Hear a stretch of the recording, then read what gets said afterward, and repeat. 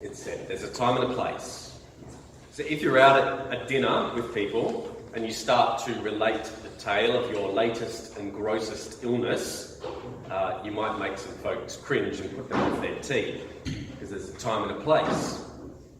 If you came into church and pulled out your phone to catch up on the latest episode of whatever is trending on Netflix during the sermon, probably not the best idea.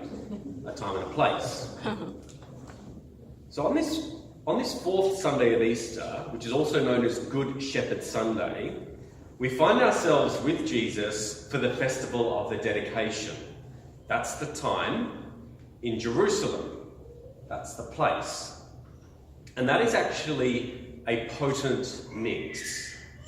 So if the gospel reading for today had gone just one verse further, we would have heard that the crowd took up stones to try and stone Jesus. So something had gone very wrong. Something had gone very wrong. The rules of there's a time and a place had been obliterated. But how? We've got to rewind a bit in history to get some of the context to understand the dynamics that are at work. So about 160 years before Jesus was born, his homeland was invaded by a king named Antiochus Epiphanes. He was a man of Greek background. Hey buddy, it's okay. It's all right, buddy. You go with Mum? We love that. So, Father's Day as well, apparently. So, Jesus' homeland was invaded by this guy named Antiochus Epiphanes. He was of Greek background, descended from the line of rulers that was set up by Alexander the Great. And he ruled over an area roughly where Syria is today, plus some other territories. And amongst other things, Antiochus led serious persecution against the Jewish people. He banned the Torah, the law. He threatened to kill anyone who circumcised their children, which is a holy obligation in Judaism. He ran the priests out of the temple and looted the temple of its valuable religious vessels. And he circulated these coins with his face on it and the words Theos Epiphanes, or God manifest. And he also sacrificed a pig to Zeus on the Jerusalem temple altar. And for faithful Jews, that is about the ultimate heresy. That's like the last straw, really. So there was a rebel army that was assembled by a priestly family led by a young man named Judah Maccabee. And I'm pretty sure Maccabee was actually his nickname. And that translates to the hammer. The hammer. Now, it took him 3 years, he and his army, but the hammer and his army liberated Jerusalem and drove out the invaders.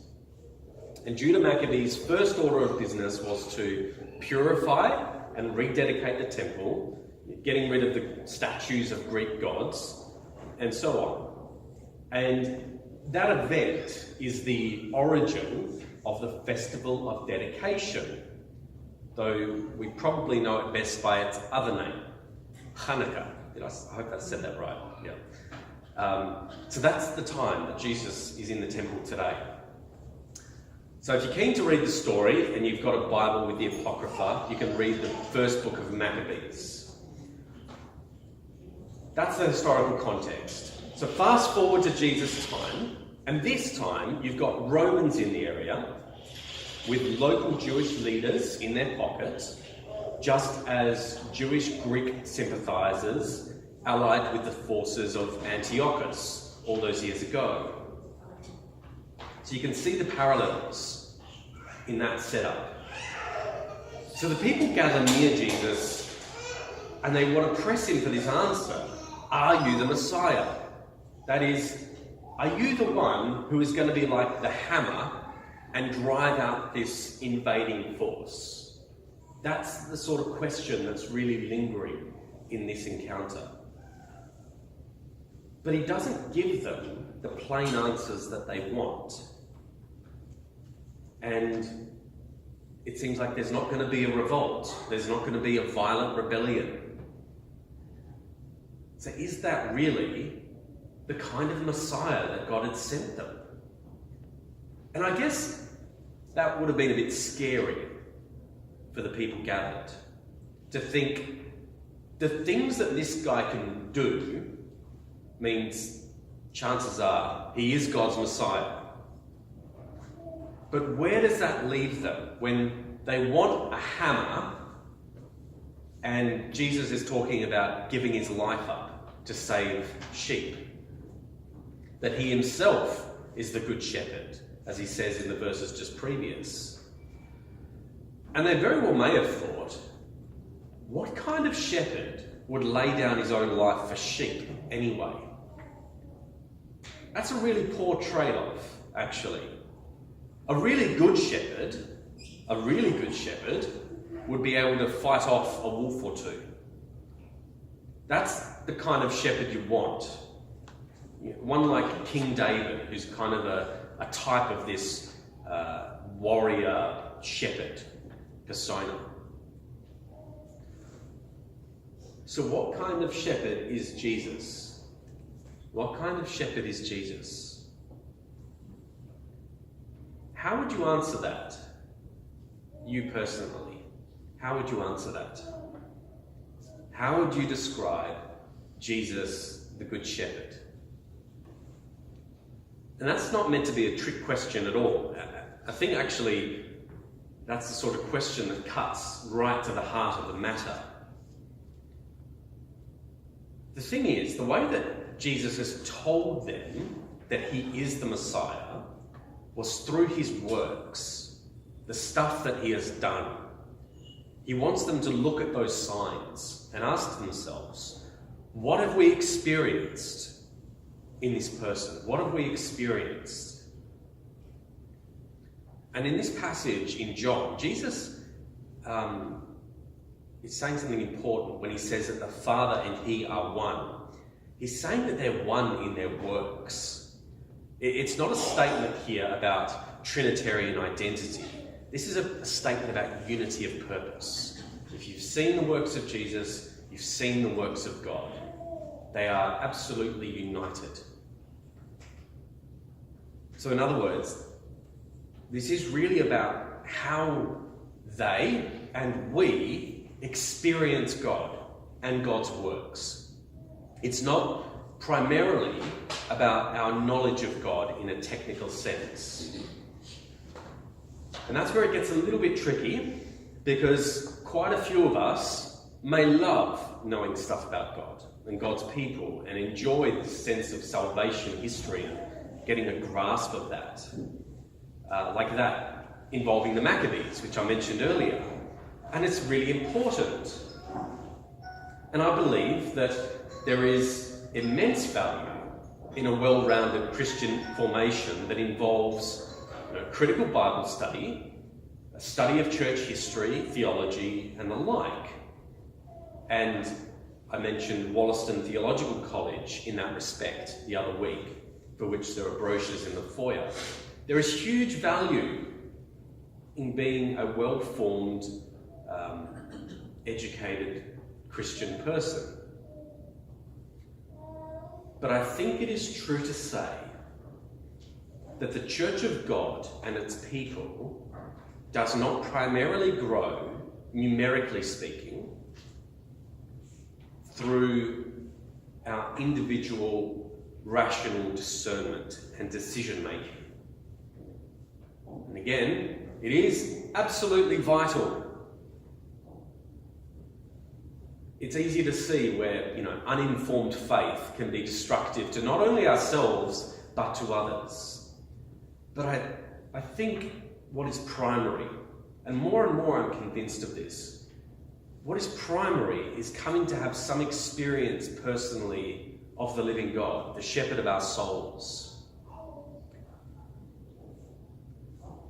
To put it another way, I'm going to borrow a story told by Jesuit priest Anthony de Mello, which he told in his book, The Song of the Bird. And the story tells of an explorer. And this explorer, he lives in the Amazon, and he goes out further to explore the Amazon, this huge region of wilderness. And the explorer returns to his people, who are eager to know all about the wonders of the Amazon. And he tried to convey the experiences. But how could he ever put into words the feelings that flooded his heart when he saw exotic flowers and heard the night sounds of the forests, when he sensed the danger of wild beasts, or paddled his canoe over wild rapids? So he said to the people, go and find out for yourselves. Go yourselves and explore this. Experience it yourselves. And to guide them, he drew a map of the river that he had followed. And the people just pounced upon the map. They put it up and framed it in their town hall. They made copies of it for themselves individually. And all who had a copy considered themselves experts on the river and that part of the Amazon. They knew the Amazon. For did they not know its every turn and bend, how broad it was and how deep it was, where the rapids were and the falls? Did they not know the Amazon?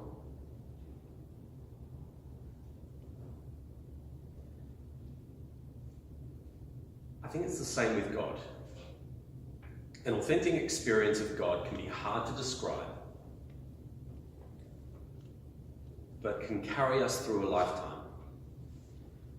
Having an experience of Jesus the Good Shepherd takes us to a place of being able to know God because we've had a glimpse of his works and felt God's presence. For that experience to take place, God does have to take the leading role. It's not something we can force. God is not just at our beck and command. But God does work through people. God works through people and many other mediums. That is what we are about, actually, as a sacramental church. God works through physical things, people. So in terms of time and a place, Church on Sunday is an excellent forum in which to be open to the moving of the Holy Spirit. And as said a couple of weeks ago, if ever, after a service, you would like me and others to pray with you around this space, or you would like to meet up, on a weekday to talk and pray, I'd be very happy to. But also, as you know, anyone here can pray with another person. Anyone here can minister to each other in that way. Anyone can be one whom the Spirit works through for the sake of another. So I encourage you to be bold in that. The point is, the Lord is here, his Spirit is with us, and I pray that each of us comes to know deeply and richly just what kind of shepherd and Messiah that Jesus is. The Lord be with you.